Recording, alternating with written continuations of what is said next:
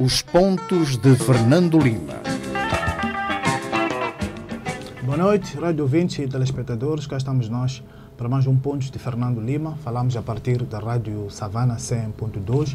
Podes ver em direto no Facebook. Em diferido pode assistir o programa na televisão independente de Moçambique às terças e quintas às 21 horas. E também pode ouvir na rádio Savana em diferido sábado às 12 horas e domingo às 21 horas. Fernando Lima, boa noite. Bem disposto para mais um programa. Como sempre. Tem que estar bem disposto. Vamos diretamente ao seu tema de semana. Tribunal Constitucional do Zimbábue confirma a vitória de Emmerson Mnangagwa. Pois, Emmerson Mnangagwa, o candidato da ZANU-PF, vai tomar posse como presidente do Zimbábue no próximo domingo. Portanto, isto depois de semanas de espera, uma vez que o MDC interpôs e o candidato presidencial do MDC, Nelson Chamisa, interpôs um recurso para o Tribunal Constitucional. Ora, aquilo que o Tribunal decidiu ou anunciou hoje, sexta-feira, foi que o processo remetido pelo MDC não conseguiu apresentar provas materiais de que a ZANU-PF terá adicionado 69 mil votos de forma fraudulenta e, portanto, foi desta forma que foi anulado o processo ao MDC. Este processo, se fosse aceito, forçaria uma segunda, não daria a vitória a Nelson Chamisa, mas forçaria uma segunda volta. Uma segunda volta. O que a ZANU não queria. Claro, a ZANU, como todos os partidos que estão habituados a ganhar na Secretaria, sente-se muito mais confortável numa situação desta natureza. É notável aquilo que aconteceu no Zimbábue, porque se claramente nas eleições parlamentares o voto esteve muito condicionado pelas alianças étnicas representadas pelo MDC e pela ZANU, já no voto para as presidenciais, basicamente o eleitorado votou entre Chamisa e Mnangagwa, relegando ao perfeito desconhecimento todos os outros candidatos, cerca de duas dezenas de candidatos. Também é importante referir, não obstante a vitória de Mnangagwa, que o MDC ganhou as eleições nos principais centros urbanos do Zimbábue, o que é um ponto extremamente importante, o que significa também que o eleitorado mais sofisticado votou na oposição e não na ZANU-PF. De qualquer forma, esta vitória e a forma como a ZANU soube gerir o processo eleitoral certamente que lhe trará dividendos internacionais, e isto é extremamente importante para o Zimbábue e para o desenvolvimento do Zimbábue como país. E Emmerson Mnangagwa já disse não a governos de coligação, que no passado acho que foi um presente envenenado para o MDC de Morgan Tsvangirai, em 2008. Exatamente. Bem, o Emmerson Mnangagwa, não obstante, eu tenho essa expectativa, não será o Mugabe número 2, porque aprendeu muito das asneiras e quase da teimosia senil de Robert Mugabe. De qualquer forma, o DNA de partido autoritário, de direção autoritária, está lá e está neste grupo que neste momento controla o poder no Zimbábue, que é maioritariamente constituído pelos militares que estiveram envolvidos neste golpe, vamos lhe chamar golpe palaciano, que tomou conta do Zimbábue e afastou Robert Mugabe, a sua esposa e, digamos, o grupo ligado a Grace e sobretudo a Grace Mugabe, que pensavam que iam ter a liderança se Mugabe continuasse. Apoiado pelo grupo chamado grupo de G40. Exatamente. E esta confirmação acontece também numa altura, Fernando Lima, em que há uma proposta que é da ZAN de aumentar a idade presidenciável, a idade limite, e um claro expediente para afastar Nelson Chamisa nas próximas eleições, enquanto outros países lutam para diminuir a idade mínima para ir às eleições, e sobretudo, por exemplo, na África do Sul, em que a Constituição não prevê até uma idade. Bem, acho que isso é mais do mesmo. Portanto, isto é um bocadinho um processo eleitoral feito à medida, ou seja, uma pessoa vai ao alfaiate e escolhe o fato por medida. Isto é o que está a acontecer um pouco no Zimbábue. Portanto, não obstante ser de salientar e de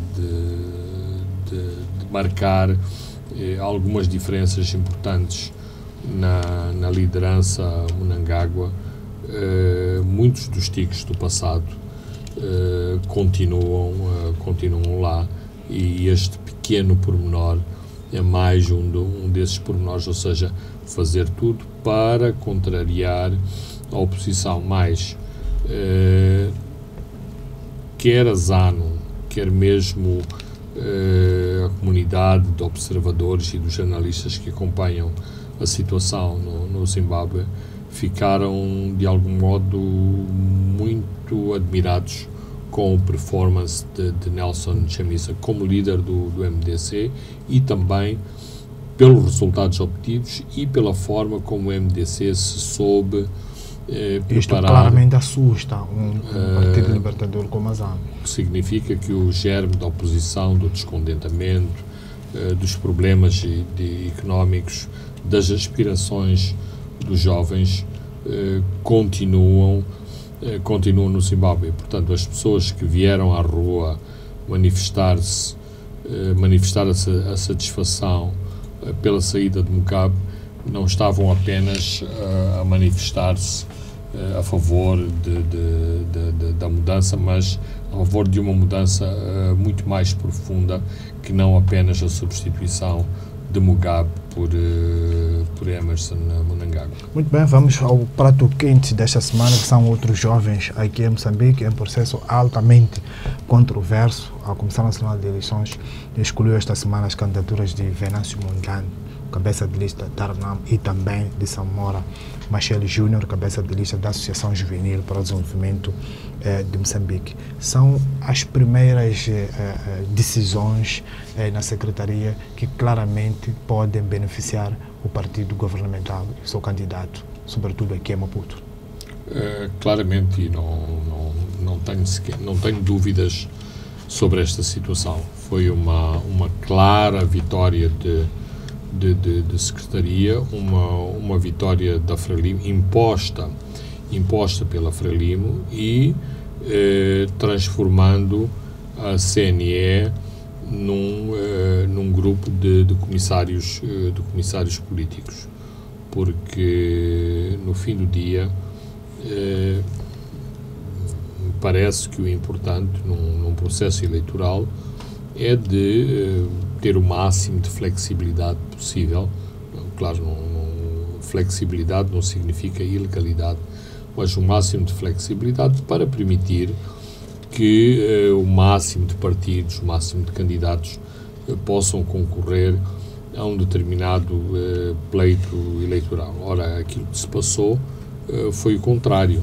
Foram interpretações muito restritas e muito controversas da lei eleitoral, da lei das autarquias, no sentido de impedir que dois candidatos potencialmente fortes concorressem com o candidato da Frelimo. Ora, eu ouvi atentamente o o secretário-geral do Partido Frelimo dizer que a Frelimo não tinha problemas de enfrentar qualquer candidato que surgisse, e que isso seria enfrentado com seriedade, e que a Frelimo estava preparada para enfrentar oposição, outros concorrentes. Ora, este discurso, me parece um discurso simpático, de fair play até, contradiz uma prática, porque não só as interpretações muito estreitas e a forma como o voto foi exercido, ou seja, um alinhamento total do Partido Frelimo para chumbar estas duas candidaturas, mas também com alguns incidentes que, no mínimo, são controversos. Por exemplo, o assalto à sede da Ajudem, os quatro candidatos que desistiram in extremis, ou seja, exatamente no dia que era o último dia para a aceitação das candidaturas, mais até o número é cirúrgico, ou seja, 3 suplentes mais um, retirando a possibilidade de ajuda em poder ter a sua lista limpa, porque lhe faltava pelo menos... E um deles, estranhamente, recebeu uma guia de transferência que trabalha na saúde para um distrito lá, para o norte do país. São ameaças. É mais um pormenor, a acrescentar a uma série de pequenos detalhes que estiveram por detrás de todo este processo. Por isso que, inclusivamente, é quase fastidioso elencar argumentos de natureza legal para dizer se sim ou se não os candidatos deviam ser aceitos. Porquê? Porque apareceram muitos pareceres jurídicos de inegável qualidade, que mostram que a lei era passível de interpretação, e interpretação nos dois sentidos. E portanto, se a Comissão, se houver aquilo que muitas vezes é invocado, o voto de consciência na CNE, facilmente estas duas candidaturas teriam passado. Isto, para mim, coloca-me sérias dúvidas se o Conselho Constitucional não vai alinhar pelo mesmo diapasão e, portanto, onde se vai afastar claramente o voto baseado na lei e na consciência dos juízes do Conselho Constitucional, mas que se vai votar claramente em estrito senso em termos de disciplina partidária, o que, em princípio, não se pode aplicar a um corpo como o Conselho Constitucional, mas nós sabemos como as nossas instituições... E lembramos que há 2 legislaturas o MDM viu, pelo menos, a ser afastado de 9. Não, claramente, e mais uma vez, a questão do MDM era uma questão paradigmática. Ou seja, eventualmente havia pequenas irregularidades na submissão das candidaturas e a CNE bloqueou a possibilidade do MDM corrigir essas irregularidades, e depois o Conselho Constitucional validou a visão da CNE em relação a... Como também pode ter acontecido na questão da ajuda, onde a CNE bloqueou a possibilidade de dar ajuda. Por exemplo, naquela altura, e já lá vão 10 anos, eu acho que posso dizer isto, até à última da hora, muitos membros do Conselho Constitucional estiveram à espera de um sinal político que lhes permitisse terem a flexibilidade de argumentarem no sentido de favorecer a entrada na corrida do MDM em todos os círculos eleitorais em Moçambique. Como esse sinal político não veio, foi o voto que foi, por isso eu não tenho, depois daquilo que aconteceu na segunda-feira e na quinta-feira, em termos de decisões da Comissão Nacional de Eleições, eu não tenho qualquer expectativa de que o Conselho Constitucional vote de forma diferente. Inclusivamente para algumas enormidades que me parece grosseiro que o Conselho Constitucional deixe passar, nomeadamente dois candidatos em circunstâncias idênticas, um é-lhe permitido participar e outro não pode participar. E o argumento da CNE é de que é preciso alguém suscitar. Eu tenho sérias dúvidas sobre esse argumento, porque o argumento de tomar conhecimento não me parece aplicado nesta situação, uma vez que... E o Tetunguana argumenta muito bem a CNE, aqui no artigo publicado aqui no Semanário Savana. Exatamente, não, porque é assim, no fim do dia estamos perante uma situação de desigualdade de dois candidatos. Eu sei que em lei não se pode fazer analogias em relação ao direito penal, mas isso era quase como a polícia não poder conhecer um crime se alguém fosse queixar à polícia que tinha havido qualquer situação. Ora, os vogais da CNE tomaram conhecimento de ambas as candidaturas, podem estabelecer paralelos entre ambas as candidaturas, e porque num caso não há uma denúncia, essa mesma candidatura passa. Isto seria a mesma coisa que dizer que um processo tem alguns erros na candidatura, algumas fichas que não estão corretamente preenchidas, mas porque ninguém viu, também é passível de... E a lei é clara, a Constituição é clara, um dos papéis da CNE é a supervisão e fiscalizar todo o processo eleitoral. Então, se vão fiscalizar, por exemplo, o processo de um cabeça de lista como Silveira Ronguane, claramente podia-se verificar que está na mesma situação que Venâncio Mondlane. Exatamente, não, e que é abrangido por uma determinada perspectiva de analisar as duas candidaturas. Também me parece válido este princípio de que os dois indivíduos, Venâncio Mondlane e Silvério Ronguane, não renunciaram das Assembleias Municipais porque não estavam a gostar de participar na Assembleia Municipal ou por qualquer outro motivo, mas exatamente porque foram eleitos por voto popular para um órgão, e se formos aqui a discernir entre a hierarquia dos órgãos, para um órgão claramente superior, que é o Parlamento. Então,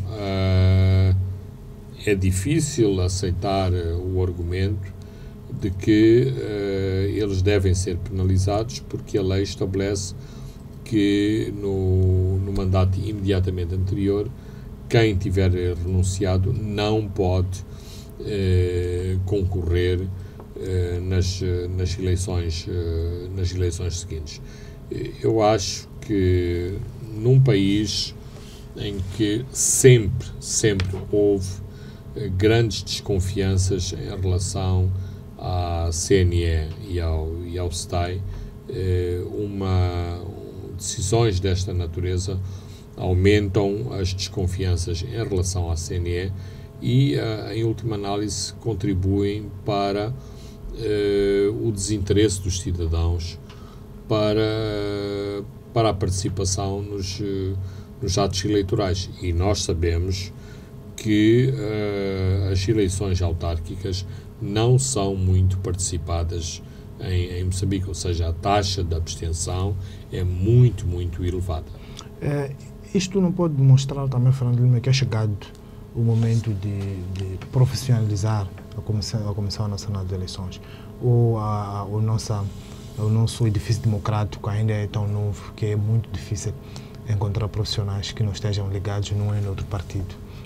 Bem, há muito tempo que essa opção é defendida, mas é defendida por pessoas que exatamente tentam olhar desapaixonadamente para a questão eleitoral e a questão da gestão eleitoral. Agora, temos que ver o contexto. O nosso contexto é que tudo em Moçambique é politizado. Até as federações desportivas são politizadas.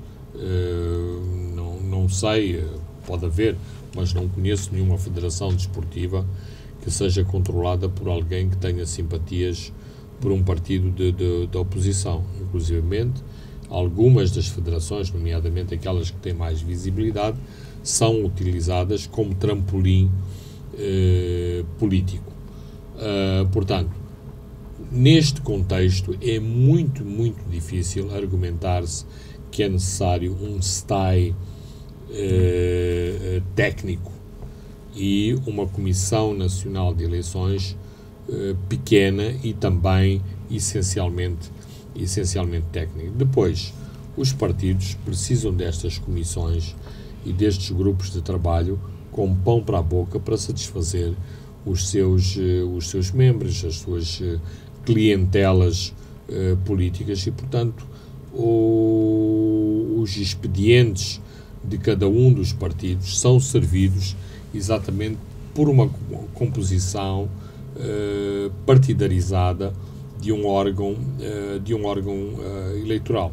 Mas a questão de fundo é que, como herança do monopartidarismo, como herança da Frelimo, que sempre foi poder em Moçambique em tentar influenciar o curso dos acontecimentos em qualquer instância de decisão no nosso país, temos depois as reações da oposição, que exatamente quer estar em cada um dos sítios onde o outro partido está, exatamente para exercer o melhor que pode um policiamento, uma vigilância contra as atividades do outro. E isto verifica-se em todo lado. Todos estes anos passados o governo tentou argumentar da independência e da imparcialidade das Forças Armadas. Sabemos que nos meios castrenses esses valores de respeito pelo Estado são muito fortes, mas no fim do dia acabou por triunfar essa visão de que as Forças Armadas continuam a ter estes tiques de partidarização e de simpatia partidária, o que não devia acontecer, mas este é o país que herdamos e é o país que temos. Olhando para este processo todo das decisões da Comissão Nacional de Eleições, olhamos que a questão do Venance foi suscitada pelo Movimento Democrático de Moçambique, um partido da oposição.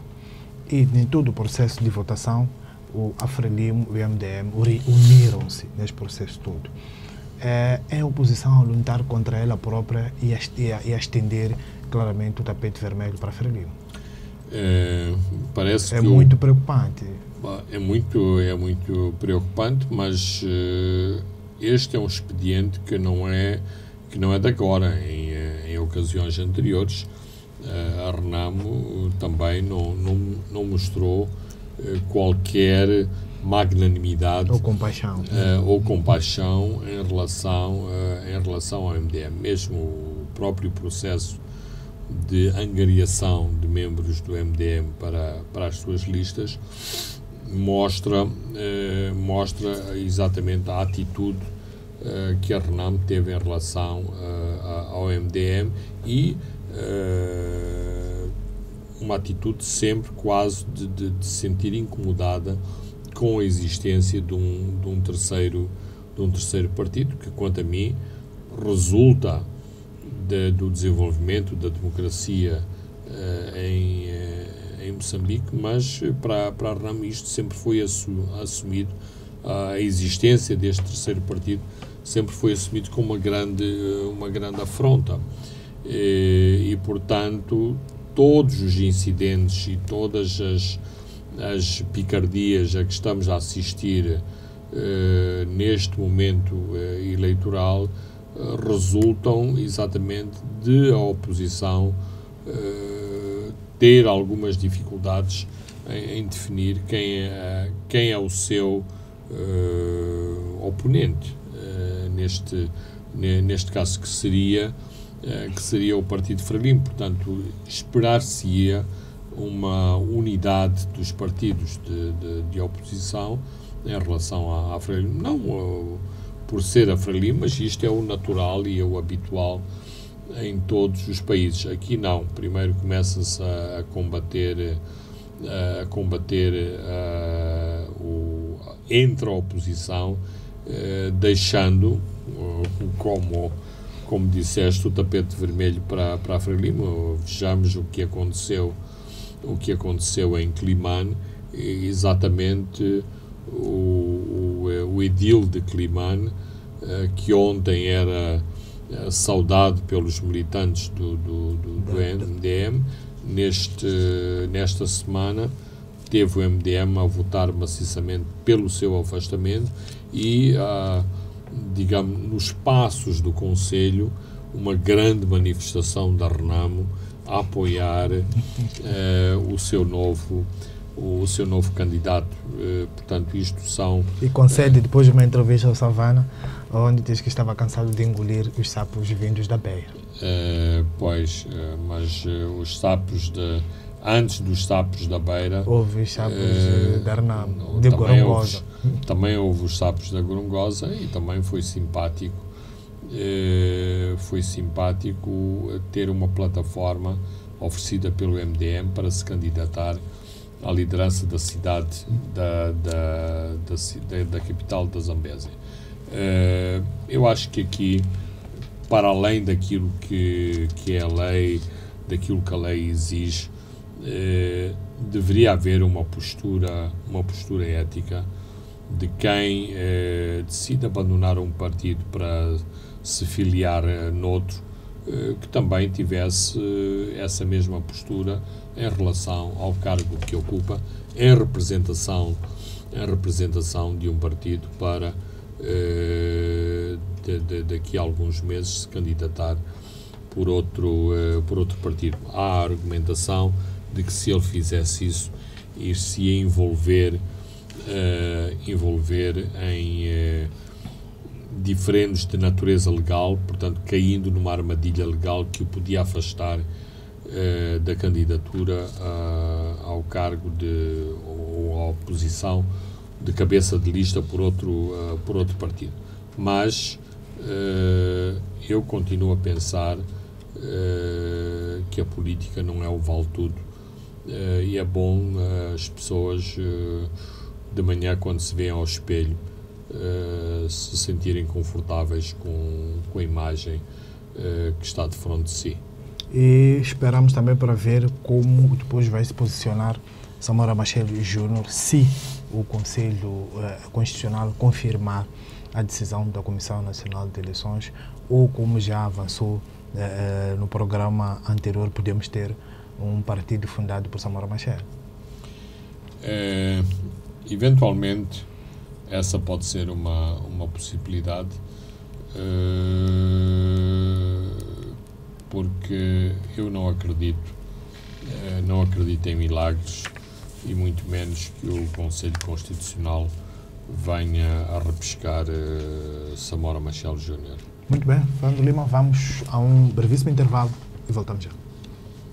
Pontos de Fernando Lima. Boa noite, rádio ouvintes e telespectadores. Estamos de volta.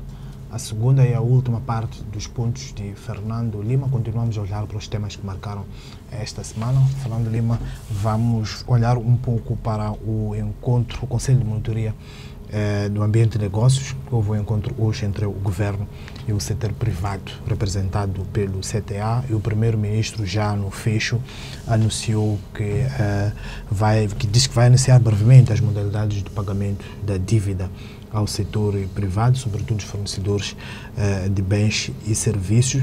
Fernando Lima, caso isso se concretize, é um balão de oxigênio para as empresas. É um balão de oxigênio. Vai concorrer para contribuir para dinamizar a economia. Extremamente importante, porque digamos que a nossa economia está um pouco a pão e água. Não é apenas o setor privado, o próprio Estado também tem este tipo de problemas. O Primeiro-Ministro está aqui a falar de dívidas a fornecedores num espaço entre 2007 e 2017. 10 anos. Portanto, 10 anos, logo é um montante, não se conhece totalmente o montante, já foi divulgado anteriormente que o Estado teria qualquer coisa como 20%.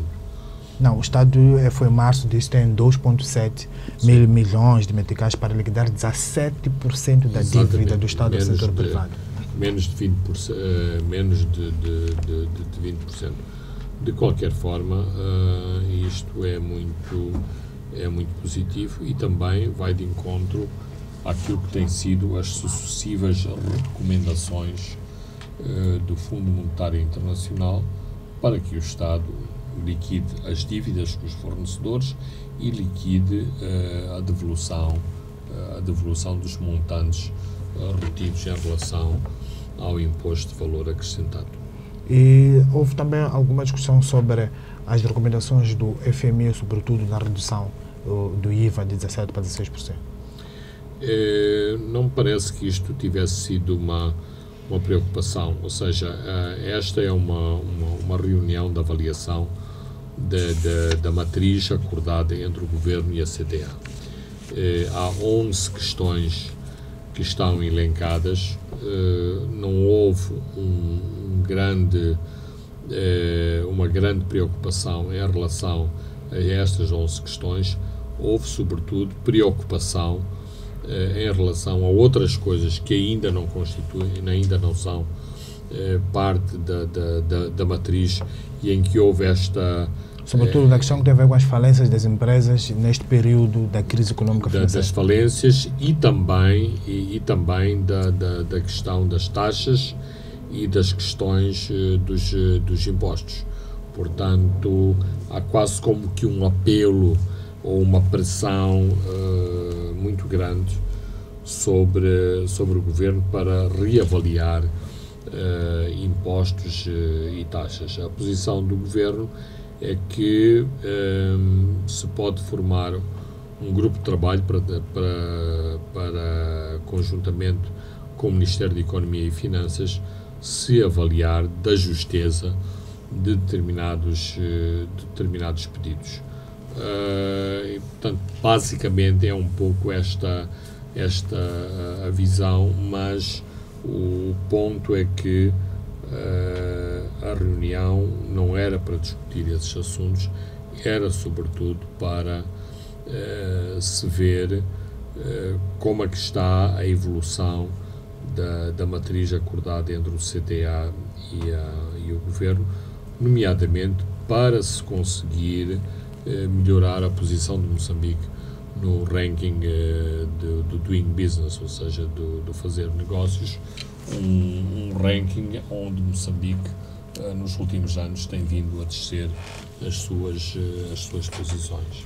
Muito bem, Fernando, vamos a um outro tema, tem que ver com o polêmico decreto 40/2005. Houve um comunicado do MISA que saiu esta semana, resultante de uma reunião que houve também com várias organizações da sociedade civil, mas antes de entrarmos para os detalhes desta reunião, houve também hoje o encontro promovido pelo provedor de justiça e também com o Gabinfo, uma espécie de mediação. Fernando Lima está neste grupo, acompanhou. Como é que foi isso? Bem, eu penso que houve uma evolução positiva nesta questão das taxas decretadas pelo Conselho de Ministros no famoso ou não tão famoso decreto 40/2018. Ou seja, um grupo da sociedade civil, ou várias organizações da sociedade civil, submeteram a semana passada uma petição ao provedor da justiça no sentido de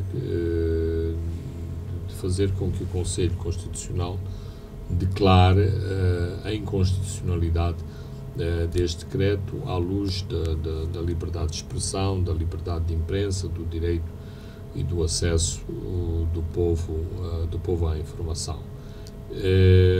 O provedor da justiça tomou a iniciativa de promover o encontro, onde esteve também o Gabinete de Informação, que é a estrutura governamental que tem a seu cargo a gestão dessas taxas, no sentido de falar com o grupo responsável da petição para se estabelecer uma plataforma em que se pudessem discutir as taxas, nomeadamente mexer nos valores dessas taxas.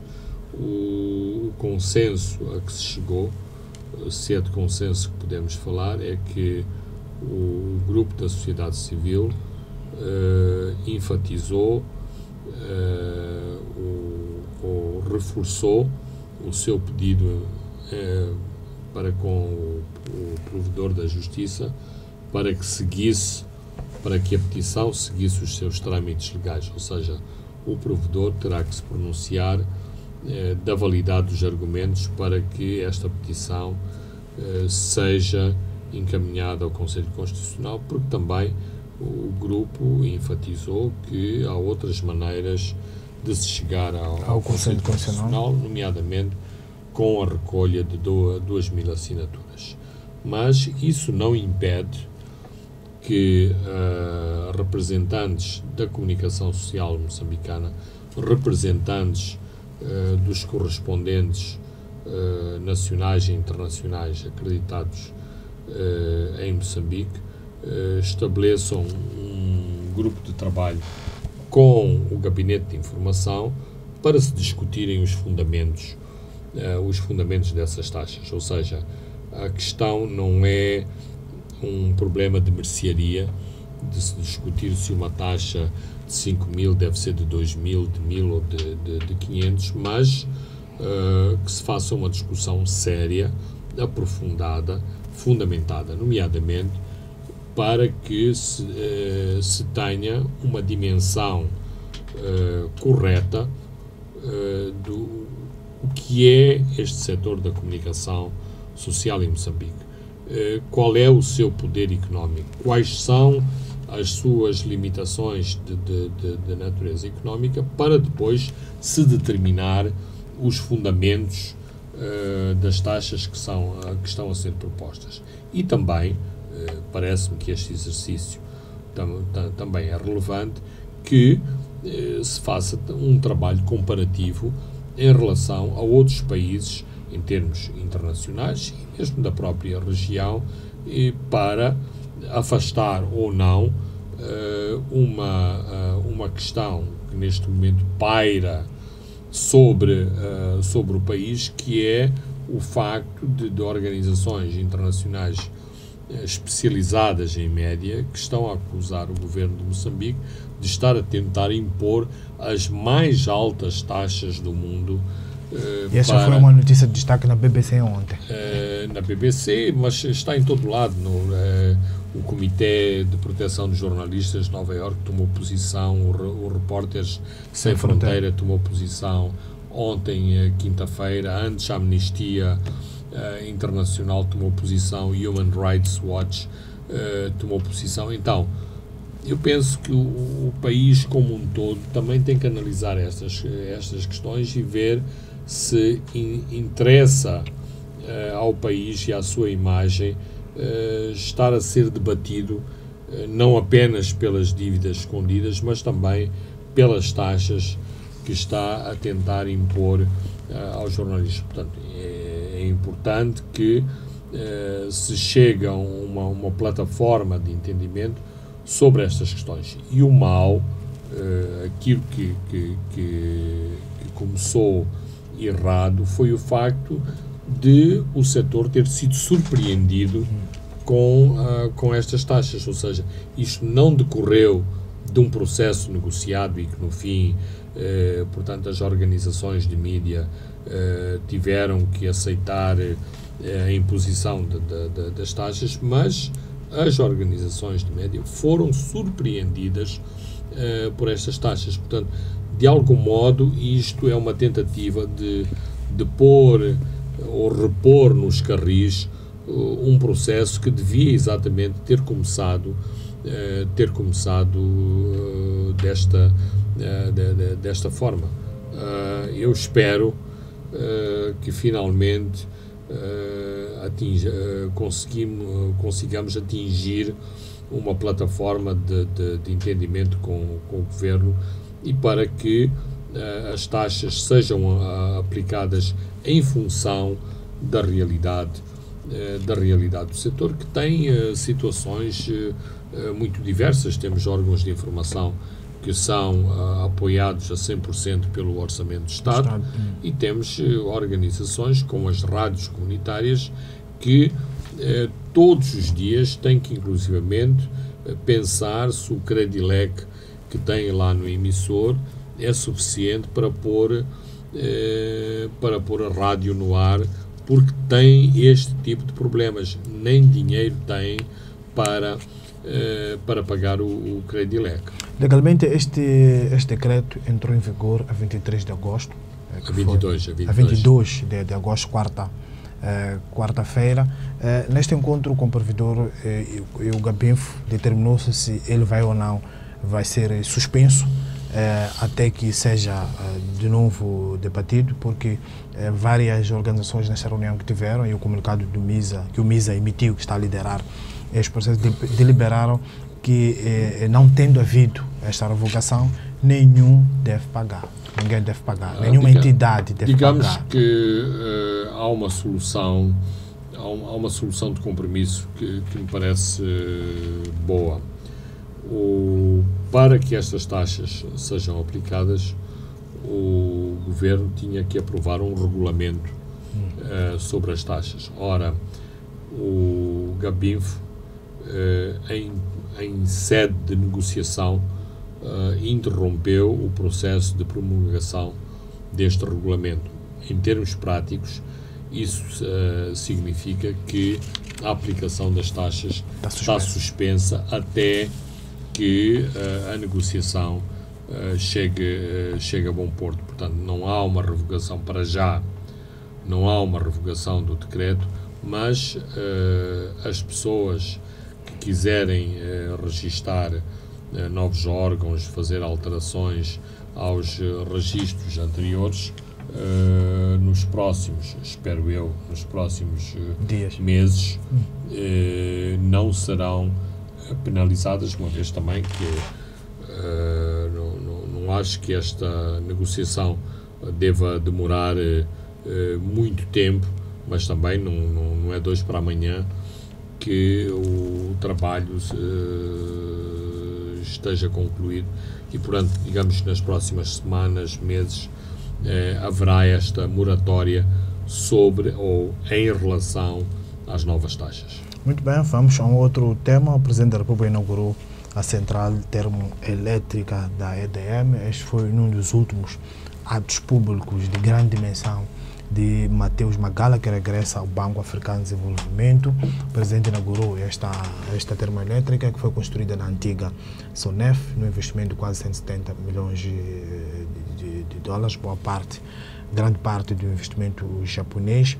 E o presidente, a dado passo no seu discurso, disse que a EDM e a HCB devem encabeçar programas de eletrificação, afastando ao máximo os intermediários que encarecem o procurement.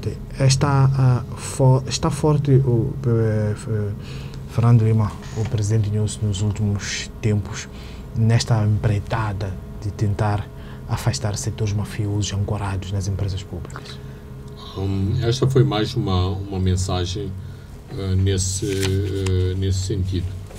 As próprias nomeações de determinadas pessoas para processos, para empresas e setores-chave, já visavam este tipo de situações, nomeadamente cortar na terciarização de serviços e também todo um processo muito obscuro de contratação de materiais e de serviços para as empresas públicas. Portanto, aquilo que eram orientações para os seus colaboradores mais diretos passou a ser, neste caso, foi inscrito na sua comunicação pública, num setor e numa empresa em que estas situações eram paradigmáticas. Isto significa também que se está a pretender passar uma mensagem de que isto é um problema para o governo, a substituição de Mateus Magala, mas a ideia é de dizer, independentemente desta saída, a pessoa que vier terá que lidar com este assunto. Ou também uma mensagem que não cantem vitória. Sim, porque há agora uma corrente entre as lideranças da EDM que diz que Mateus Magala não é o único moçambicano competente que pode liderar a EDM. Há muitos outros moçambicanos que poderiam fazer o mesmo na EDM, só que não tiveram a chance de ter uma gestão como Magala, porque não tiveram as proteções que Magala teve, porque quando foi necessário, e algumas vezes os protestos chegaram a patamares muito elevados, Magala teve uma cobertura política que outros PCAs da EDM e de outras empresas nunca tiveram. Embora também é importante que se referencie na questão dos despedimentos, claramente Magala encontrou resistências, e essas resistências chegaram a ser ponderadas de forma política. E porquê? Porque exatamente estamos em ano de eleições e considera-se que o setor estatal ou das paraestatais é um forte alfobre para recrutar votos para o Partido Frelimo e, portanto, digamos que o PCA da EDM quase que era considerado um homem anti-campanha do Partido Frelimo. Mas este recado é forte e é importante que o Presidente se preocupe com este tipo de mensagens. Tem muito mais alcance uma mensagem desta natureza do que falar contra a corrupção, uma vez que o debate ou o ênfase na luta contra a corrupção insere-se naquela problemática do disco partido. Todos sabemos que qualquer dirigente do Estado que faça um discurso tem que inscrever sempre lá uma linha em que fale da luta contra a corrupção e, portanto, isto caiu numa apatia total e ninguém acredita muito se há ou não essa tal luta contra a corrupção. É mais uma termoelétrica de grande dimensão que pode ajudar na qualidade de energia que temos até agora? Não só a questão da qualidade, também os problemas herdados de alguns projetos de parcerias público-privadas que encarecem a energia que é fornecida ao país. Nós temos vários fornecedores e vários geradores de energia. A energia barata que temos é a energia de Caorabassa e, eventualmente, a desta central. Depois temos uma energia mais cara, que é a energia que nos é fornecida pela ESCOM, da África do Sul, e também a energia que nos é fornecida das centrais que estão instaladas na Rassano Garcia. Ora,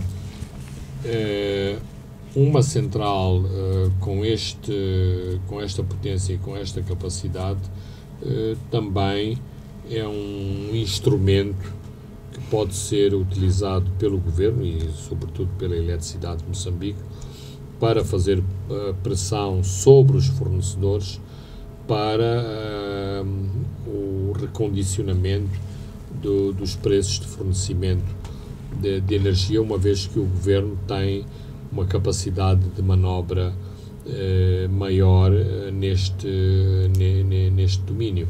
E aqui há muitas maneiras de se fazer isso em relação aos períodos do dia em que a energia é adquirida, em que a energia é colocada nas redes e a própria distribuição e consumo de energia na região. Aliás, vemos, por exemplo, há um relatório de contas que foi publicado esta semana no jornal A Verdade, que se refere a quebras nas receitas da EDM, exatamente determinadas por menores consumos na África do Sul, redução do preço no consumo de energia no Botsuana e as próprias, digamos, sanções, se assim lhe podemos chamar, que Moçambique aplicou à Zâmbia pelo facto da Zâmbia ter uma grande dívida com a eletricidade de Moçambique. Nós que pensávamos que o Zimbábue era o país que tinha a maior dívida, afinal era a Zâmbia, ou é a Zâmbia, porque o assunto não está resolvido, que tem esta grande dívida para com Moçambique. Portanto, uma produção a este nível, que é significativa, não é fantástica, mas é significativa, representa 25% dos consumos da região sul de Moçambique, que é a região que mais consome energia do país, já dá uma maior capacidade de manobra para a EDM também tentar jogar com custos. Muito embora, e isto também tem que se dizer, a Eletricidade de Moçambique ainda não conseguiu impor uma tarifa elétrica que cobrisse totalmente os seus custos de produção. Magala conseguiu 3 aumentos nos tarifários da EDM. Ele esperava este ano impor mais um aumento, e esse seria o aumento onde se atingiria, portanto, o equilíbrio entre custos de produção, custos operacionais e as faturas aos consumidores. Vai sair também sem ter cumprido esta sua ambição de regularizar e equilibrar as contas da LTCD. Vamos fechar rapidamente com o último tema. Vamos a Beira. David Simango inaugurou o estádio municipal de Munhava, um estádio de raiz, e a canoagem voltou ao CHVF. É um David Simango muito forte a preparar-se para outubro. Não é só o Partido Frelimo que faz eventos eleitorais. Pelos vistos, o David Simango também aprendeu rapidamente.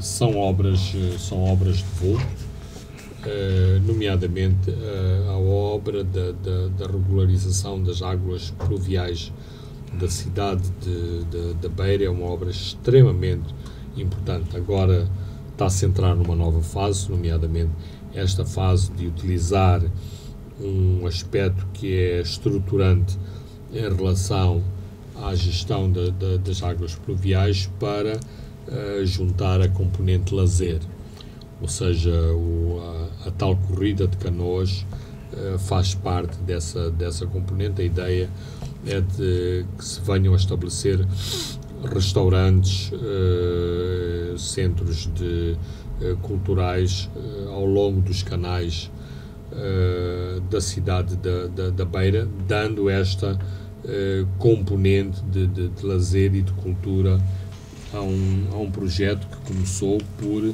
tentar resolver os problemas de inundações cíclicas da cidade da Beira. O estádio talvez seja mais controverso. Há este argumento de que eventualmente haveriam outras obras, mas também nós sabemos como o povo, e neste caso usa a expressão povo, adora futebol. É o desporto das massas, sobretudo num bairro populoso como Munhava. É um bairro que decide a eleição na cidade. E não só, se nós olharmos com seriedade e sem essas paixões partidárias, o estádio do Ferroviário da Beira não é um estádio apetrechado para receber grandes eventos, provas internacionais. Aliás, como ficou demonstrado nos últimos eventos que ali aconteceram, patrocinados pela CAF, e todas as remodelações de última hora que tiveram que acontecer naquele estádio. Neste momento, significa para desportos de pavilhão, o Ferroviário deu um grande contributo reabilitando o seu pavilhão. É neste momento onde se estão a realizar as provas finais do Campeonato Nacional de Basquete. Está um belo estádio, e agora temos um estádio de futebol que não está, onde foi concluída apenas a primeira parte, mas que certamente será mais uma infraestrutura desportiva de grande relevo para a Beira e para os habitantes da Beira. Muito bem, Fernando Lima, chegamos ao fim de mais um programa onde olhamos com muito pormenor as últimas decisões da Comissão Nacional de Eleições. Eu sou Francisco Carmona. André dos Santos se encarregou da parte técnica. Boa noite, até de hoje a 7 dias. Pontos de Fernando Lima.